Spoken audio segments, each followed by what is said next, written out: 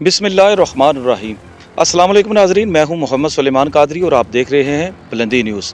आज एक बार फिर आपकी खिदमत में हाज़िर है आपकी सेहत के हवाले से। एक डॉक्टर साहब, बहुत शुक्रिया आपने हमें वक़्त दिया। पाकिस्तान में बहुत ज़्यादा बढ़ती हुई तादाद में हार्ट अटैक हो रहे हैं, ये डेथ क्यों हो रही है, इसकी असल क्या वजह है? अच्छा, ये नॉन कम्युनिकेबल डिजीज़ है, एक से दूसरे को तो लगती नहीं है। जो हार्ट अटैक की वजह बन रही हैं, इसमें एक तो है कि किसी बंदे की जो जेनेटिक्स है कि उनके ख़ानदान में पहले हिस्ट्री पाई जाती है कि उसमें हार्ट अटैक हो रहे हैं, तो उस चीज़ को मद्देनज़र रखना चाहिए। दूसरी चीज़ ये है कि उसका वज़न, कि वो कितना मोटापा उसको हो चुका है, वो है। तीसरा उसका एज, उसकी जो है उसको सामने रखा जाता है कि उसकी एज जो है वो कितनी हो गई है। जितनी ज़्यादा एज होगी उतने ज़्यादा इसके चांसेस बढ़ जाते हैं। फिर उसका ये है कि स्मोकिंग वो कितनी करता है, सिगरेट कितने वो पीता है।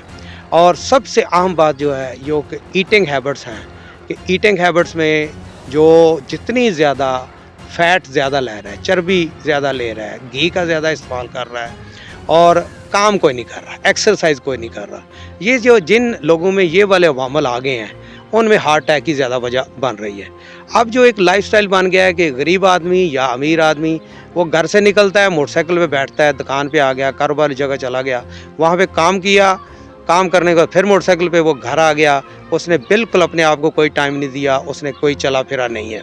लेकिन खाना जो है वो दबा के खाता है, और जितना ज़्यादा वो खाना खाता है और उसमें जितना ज़्यादा फैटी होता है खाना, उसके साथ ये तकलीफ़ बढ़ती है। तीसरी चीज़ ये है कि एक स्टाइल बन गया है कि लोग जो हैं वो दिन को लेट जागते हैं और रात को लेट सोते हैं, और लेट सोते वक्त उनका आखिरी जो एक्टिविटी होती है वो यही होती है खाना खाना, और उसमें वो इस चीज़ को एक अपनी आनर समझते हैं, इज़्ज़त समझते हैं कि हम रात को खाना जो है वो बहुत ज़्यादा खा रहे हैं। तो जितना ज़्यादा खाना खाया जाएगा, वो खाना वो जो जिस्म का सिस्टम है, जो साइकिल वाइटल आर्गन के चलने होते हैं, वो उसमें वो उसको हज़म भी नहीं कर पाता और वो डिस्कम्फर्ट में रात को रहता है, जिस वजह से जो ही उसकी उम्र अगर उनकी 40 साल से ज़्यादा है तो उनमें रिस्क ये बढ़ जाता है।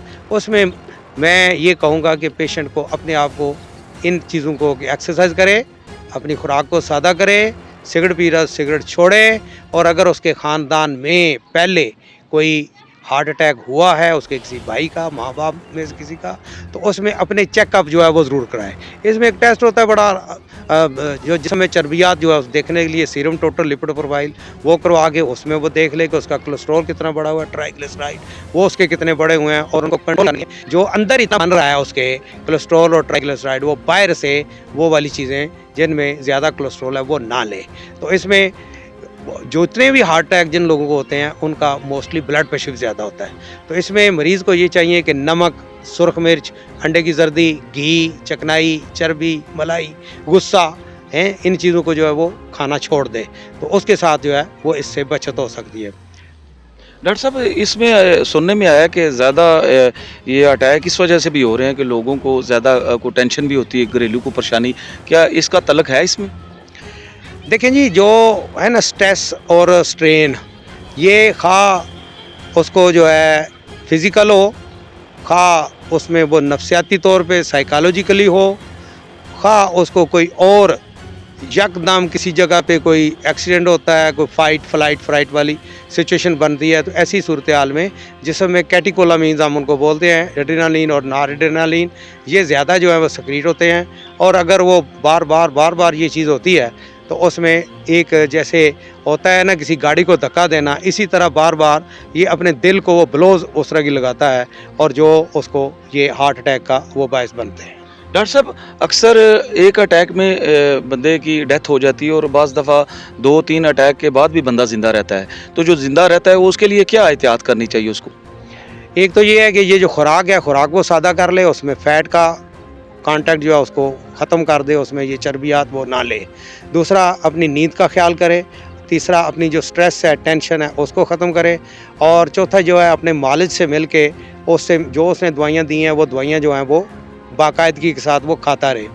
और ये है कि जो ये डिस्प्रिन, जो तलवार के निशान वाली गोली होती है, ये मैं ये कहूँगा कि हर वो बंदा जिसकी उम्र 20 साल से ज़्यादा है, उसकी जेब में हर वक्त हर जगह 4 टेबलेट उसके पास होनी चाहिए, तो ताकि अगर किसी वक्त वो ये महसूस करता है कि सीने में दर्द हुआ है, घुटन हुई है, या बाएं बाजू में मोस्टली जो है इनर साइड पे अगर उसको दर्द हुआ है, इसी तरह राइट में भी ये हो सकता है, बैक जो है हमारा जो है उसमें भी हो सकता है। तो इस तरह की बात हुई है तो उसको फ़ौरन वो 4 गोलियाँ, पानी नहीं है ना सही, और उसको वैसे नहीं वो खानी, उसको चबा के जैसे दाने चबाते हैं इस तरह चबा के वो फ़ौरन ले लेनी चाहिए, और साथ ही उसको रश करना चाहिए कि ताकि वो अपने कार्डियोलॉजिस्ट के पास या जो हेल्थ फैसिलिटी है वहाँ पे पहुँच जाए और उसको मैनेज किया जा सके। आखिर में क्या पैगाम देना चाहेंगे आवाम को? अवाम के लिए पैगाम यही है कि नमाज जो है उसमें बाकायदगी इख्तियार करें, अपने नींद के वक़्त जो है, जो कुदरत का निज़ाम है कि दिन काम करने के लिए है, रात आराम करने के लिए है, इशा की नमाज़ पढ़ने के बाद सो जाना चाहिए, सुबह जल्दी उठना चाहिए। जो ये स्टाइल अपना लेंगे, जो कि जितना नेचर के साथ वो एडहेरेंट रहेंगे उतना वो बेहतर रहेंगे। जितना हम जो है कुदरत का जो निज़ाम है उससे दूर भागेंगे उतनी ज़्यादा ये तकालीफ बढ़ती जाएंगी।